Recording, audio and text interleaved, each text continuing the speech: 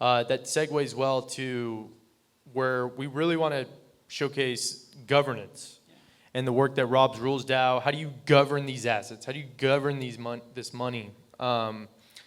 And I think that kind of tees it off to, how should people be thinking about whether it's you're governing in the Robert's Rules of Order way of DeGov, but also how a DAO applies in the investment sense.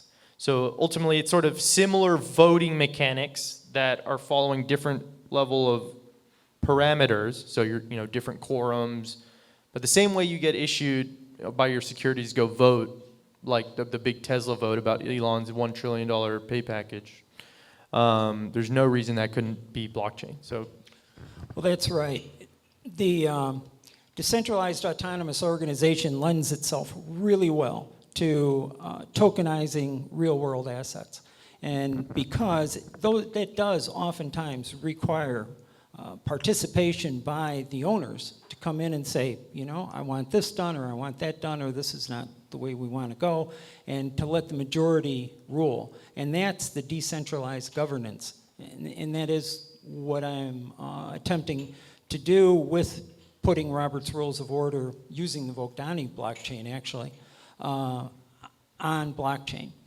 But when we take a look at that, to understand with a DAO, what can happen is that people will vote, and there are many different ways. You can delegate votes called liquid democracy, use Robert's Rules of Order. You can, many different methods of governance can be used during the voting process.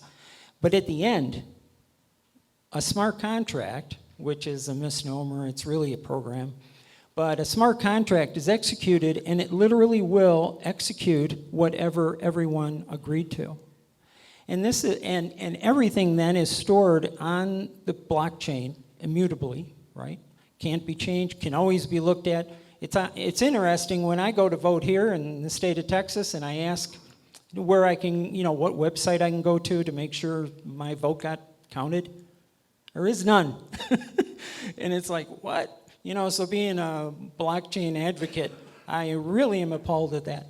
And but that does not happen in a DAO. It is all open, and that lends itself so well. And we will see more real estate being tokenized, not only as Wes is doing, but also the federal government and so on, because ownership will become very important to us, I believe, within the next 5 to 10 years.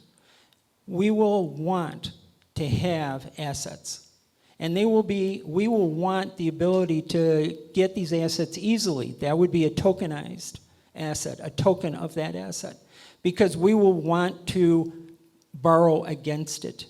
And this is really the direction that I believe we are going.